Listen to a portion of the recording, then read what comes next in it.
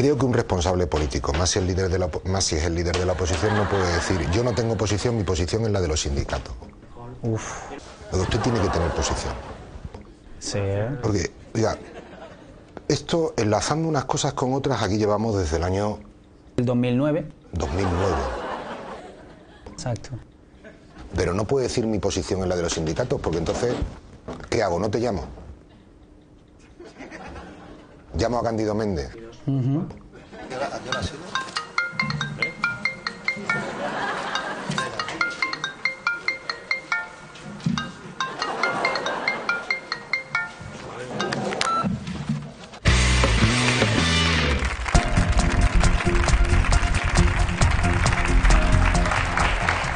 Las asociaciones de guardias civiles exigen que se investigue a fondo la paella progolpista. Ya están los puristas de la paella. Si te pones imaginativo y le echas gambas, te acusan de ir en contra de la Constitución. Como sabéis, Antonio Tejero Díaz, hijo del coronel golpista Antonio Tejero Molina, celebró el pasado 18 de febrero una comida en el cuartel de Valdemoro para conmemorar el 23F, y a la que asistieron su padre y una docena más de condenados por el intento de golpe de Estado. Pues bien, aunque Antonio Tejero ha sido cesado, a las asociaciones mayoritarias de la Guardia Civil les parece insuficiente y exigen que se depuren responsabilidades. Así lo decía ayer en Al Rojo Vivo el portavoz de la Asociación Unificada de Guardias Civiles, Juan Antonio Delgado. Nos parece que además la medida que ha tomado el ministro es insuficiente, es decir, no solamente se debe de cesar a este oficial de la Guardia Civil, porque el cese lo que significa es quitarlo de un sitio y ponerlo en otro, es decir, no, se tiene que abrir una investigación para saber pues todas esas dudas que tenemos hoy los ciudadanos de quiénes asistieron, por qué, cómo, cuándo, dónde, es decir, todo, ¿no? Y esto desde luego tiene que acabar con la apertura de un expediente disciplinario o algún tipo ilícito incluso. ¿Quiénes asistieron? ¿Cómo? ¿Cuándo? Se nota que los invitados tenían una media de 70 años. Si hubiera ido alguien más joven no haría falta investigación, bastaría con mirar su cuenta de Instagram. Por su parte, la Unión de Guardias Civiles denuncia que Tejero se valiera también de agentes de servicio para esta celebración. Los guardias civiles que estaban en su jornada laboral recibieron órdenes para que dejaran sus quehaceres policiales. Su nueva misión fue hacer de camareros, organizar las mesas del comedor, comprar los ingredientes y cocinar esta paella para 12 comensales. Bueno, está claro que se trata de un abuso de autoridad, aunque podría haber sido peor. En vez de para Tejero, podían haber cocinado para Chicote. En fin, tal vez os sorprenda la impunidad y el descaro con que se celebró este homenaje. No es nada nuevo. ¿No es así, Dani Mateo? Sí, así es. Así. Luego hablaremos con alguien que atendió a uno de los golpistas del 23F en una cárcel militar y nos contará lo mal que lo pasó. Pero ahora nos vamos a centrar en Tejero. Es verdad, puede ser que el 23F no fuera el mejor día de su vida, pero el 24F sí que lo fue. ¿Por qué? Porque en la cárcel comenzaron sus 16 mejores años. ¿Cómo es la vida de un golpista en prisión? Aquí comienza Prison Branch. Bien, la primera prisión militar a la que enviaron a Tejero fue el Castillo de La Palma, en Mugardos, al sur de la ría de Ferrol, donde disfrutó de una estancia de 2 años. Y digo disfrutó porque atentos a la descripción de su habitación. La única particularidad de la celda de Tejero eran sus incomparables vistas al mar. Desde su ventana podía contemplar, como en casi en ningún lugar, la entrada de la ría y el habitual trasiego de buques por las aguas de Ferrol. Así es la vida. Das un golpe de estado y te toca un piso en primera línea de playa. Aunque no es oro todo lo que reluce. En cualquier anuncio de piso en alquiler, incomparables vistas al mar, quiere decir, en el salón hay un almanaque de Benidorm 84. Pero atentos, porque no solo tenía buenas vistas, así fue la vida de Tejero en esta prisión. Tejero tenía libertad para moverse por gran parte de la fortaleza y disponía de una sala que utilizaba para recibir a las numerosas visitas que se acercaban para infundirle ánimos. Esta estancia tenía unos butacones con una mesa en la que se solía servir un café y donde el teniente coronel departía con los visitantes. Uno de los soldados de la prisión era de Mugardos y nos contaba que le mandaban tal cantidad de marisco y carne que no podía comerlo todo y lo que le sobraba se lo regalaba a la tropa. Para que luego digan que la crisis no ha afectado a los ricos. Lo más cerca que ha estado Bárcena del marisco es cuando en Soto del Real ponen Bob Esponja. Lamentablemente esto solo duró 2 años. Del año 1983 a 1991 Tejero vivió en otro castillo, el de San Ferran de Figueras, en Girona. Pensaréis, ¿se le acabó la buena vida? Pues no. Hasta el defensor del pueblo en el año 90 denunció que además de su habitación individual, tenía a su disposición un estudio de pintura y una sala para proyectar películas de vídeo. La prisión además disponía de un amplio jardín, así como salas de visitas, de televisión, biblioteca, enfermería, capilla y gimnasio. Sí, sé lo que estáis pensando y lo que os estáis preguntando. ¿A Tejero lo mandaron a una cárcel o a un parador nacional? Pues no lo sé, porque no acaban ahí las comodidades. El director del centro, el coronel Manuel Ortega Guillén, le invitó a una comida, concretamente a un suquet de peix, razón por la cual fue destituido. Como veis, el del hijo no es el primer despido. Invitar a Tejero a una comida debería ser considerado ya deporte de riesgo. Con este hombre habría que hacer lo mismo que se hace con los patos en los parques, ponerle cerca un letrero que diga, por favor, no dar de comer.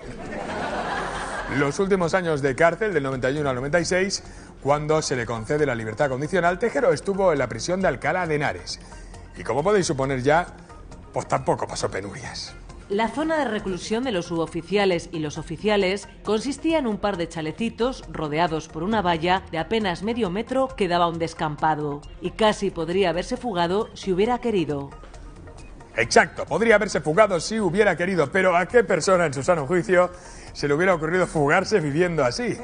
En fin, que el exgolpista fue condenado a 30 años, pero solo cumplió 16. Y una cosa está clara, cuando Tejero recuerda sus 16 años de cárcel, piensa lo mismo que tú cuando recuerdas tus 16 años de edad. ¿Quién los pillara? Muchas gracias, Dani Mateo. Me has convencido. En efecto, me has convencido. Voy a dar un golpe de estado. Yo también me merezco unas vacaciones. En fin, para los que todavía no os habéis indignado lo suficiente, a continuación vamos a escuchar el testimonio de alguien que quiere corroborar todo lo que ha contado, que todo lo que ha contado Dani es cierto. Para ello, vamos a recibir con un fuerte aplauso a nuestro compañero Gonzo. Buenas noches, muchas gracias. Buenas noches, Gran Wyoming. Pues bien, como decías, podemos corroborar que algunos golpistas se pegaron una buena vida. Hemos hablado con un señor de Cádiz que en aquella época hizo el servicio militar y le tocó hacerlo en la prisión naval de Caranza, en Ferrol. ¿Y con quién coincidió ahí? Pues con dos golpistas, con Milans del Bosch y con el señor Torres Rojas, ambos condenados por aquella intentona golpista. Él nos va a contar cómo la persona que sacó los tanques en Valencia y que decretó el estado de excepción en esa ciudad, Milans del Bosch, y el señor que estaba destinado a hacerse cargo de la acorazada Brunete para llegar hasta Madrid, cómo ambos vivieron sus años de prisión. Bueno, llamarle prisión, pues digamos que es un pequeño eufemismo. Sí, pero solo falta que nos cuentes el final. Vamos a verlo, pero será después de unos minutos. Vamos a hacer una breve pausa. Enseguida estamos con ustedes. Te lo voy contando a ti. Muchas gracias, queridos amigos. Seguimos aquí en el intermedio cuando son exactamente las 10 y 21 minutos. Gonzo, ¿qué nos estabas contando? Prosigue. Bien, pues escuchamos a Dani contar algunos de los detalles sobre la vida en prisión de Tejero y yo les voy a dar la oportunidad de conocer los detalles de la vida en prisión de otros dos golpistas. Y lo vamos a hacer a través de los recuerdos de Manuel Macías, un señor de Cádiz que en los años 80 le tocó hacer la mili y lo destinaron a la prisión naval de Caranza, en Ferrol. Y allí coincidió con el teniente general Milans del Bosch, que pasará a la historia por ser el señor que sacó los tanques a las calles de Valencia, donde declaró el estado de excepción, y también con el general Torres Rojas, que era el gobernador militar de la provincia de A Coruña y que el mismo día, 23 de febrero, se vino a Madrid porque le habían asignado la misión de hacerse con la acorazada Brunete, un objetivo que no consiguió. El señor Milans del Bosch fue condenado a 30 años de cárcel, cumplió 7, y el señor Torres Rojas fue condenado a 12 años, de los que cumplió 8. Si quieren saber cómo se pasaron esos años en la cárcel, no se pierdan esta entrevista. Sí, dígame. Hola, Manuel Macías. Sí. Te llamo porque nos hemos enterado de que tú, durante tu servicio militar, estuviste destinado en la prisión naval de Caranza, ¿verdad? En Ferrol. Sí, señor, en el Ferrol del Cautillo. Y allí coincidiste con Milans del Bosch y con Torres Rojas, dos golpistas que estuvieron allí presos, ¿es cierto? Sí, de hecho Milans del Bosch supuestamente iba a ser el número 1 y Torres Rojas también estaba ahí. Descríbenos cómo era la prisión naval de Caranza en Ferrol. La prisión, cuando tú entrabas por la puerta, entrabas a una recepción que hay, y entonces si te quedabas en la planta baja era la prisión. sea población general, los pobrecitos como nosotros que hubiéramos hecho algo malo. Pero ellos no, ellos estaban en un segundo piso que había, ¿sí? Y esto más que prisión era un hotel. ¿Y cuál era tu función en esta prisión naval de Carranza? Pues yo era lo que dicen repostero. ¿Un repostero? ¿Y eso qué es? Bueno, repostero en el argumento militar, repostero entonces yo era el mayordomo, digamos, habíamos dos. Ajá. Como eran dos ellos, pues cada uno tenía uno. O sea, cada uno tenía el suyo. A pesar de ser golpistas, de estar cumpliendo una condena y de estar presos, vivían en habitaciones que, como acabas de decir, eran de 4 estrellas y tenían mayordomo.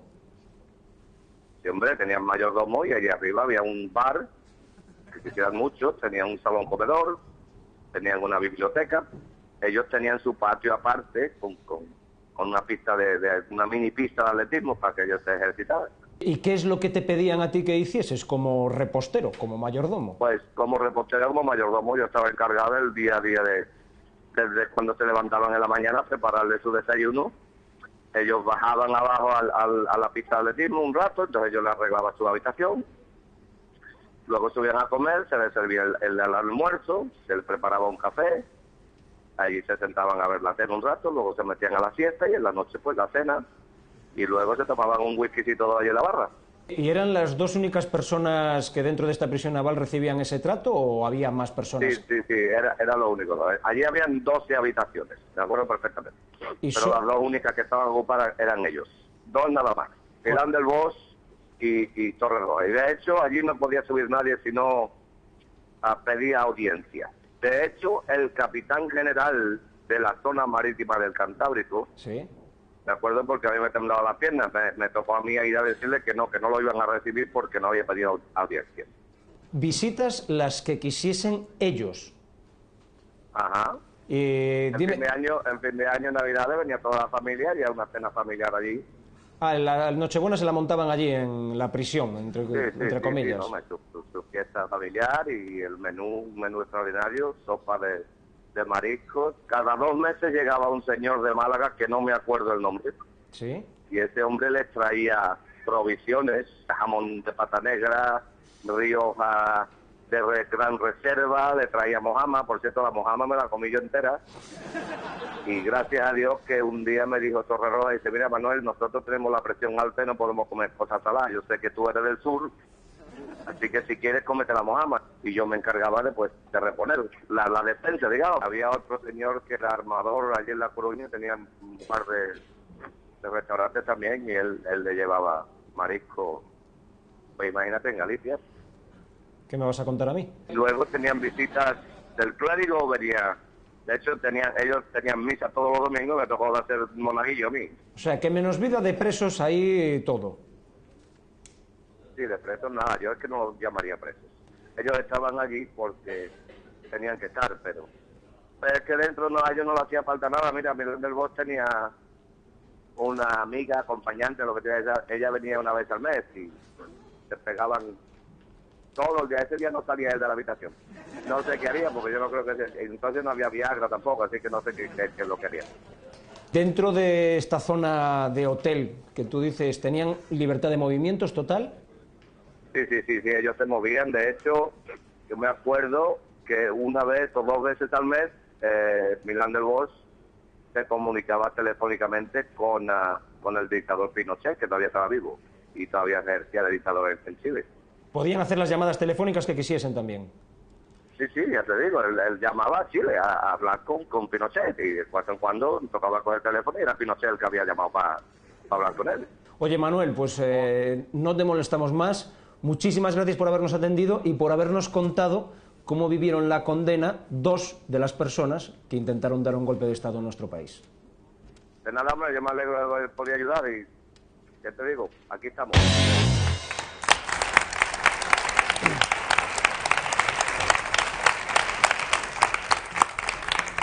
¿Quién fuera preso? Interesantísimo testimonio, gran trabajo, Gonzo. Venga, dispara tu pregunta incómoda. Venga, vamos allá. Tú que eres amante de la paz, hiciste la mili o te atreviste a declararte insumiso.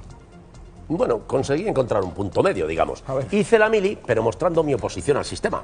Cada vez que tenía que gritar, ¡sí, señor!, añadía entre dientes, pero porque yo quiero.